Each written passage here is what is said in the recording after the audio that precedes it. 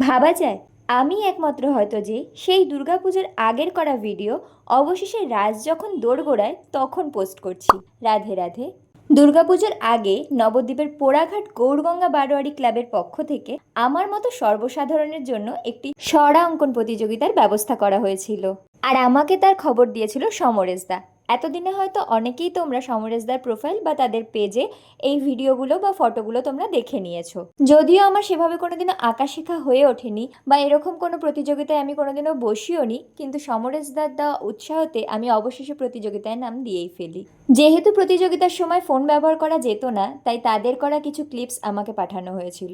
আমার থেকে বয়সে ছোট বড় অনেকেই অংশগ্রহণ করেছিল। আর এই যে তাদের এত সুন্দর সুন্দর হাতের কাজ, আমি মন থেকে ধন্যবাদ জানাই গৌরগঙ্গা বারোয়ারি ক্লাবকে যে এত সুন্দর একটা প্রতিযোগিতার আয়োজন করেছে আমাদের সবার কথা মাথায় রেখে।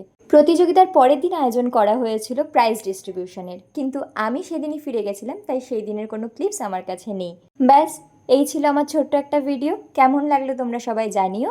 আর তোমরাও যাতে এই ধরনের প্রতিযোগিতাগুলোতে অংশগ্রহণ করতে পারো তাই তাদের পেজটা ট্যাগ করা রইল। আর আমার এই ছোট্ট বিনোদনের পেজটিকে ফলো করে আমার পাশে থেকো। নতুন একটি ভিডিওতে আবার দেখা হবে। টাটা।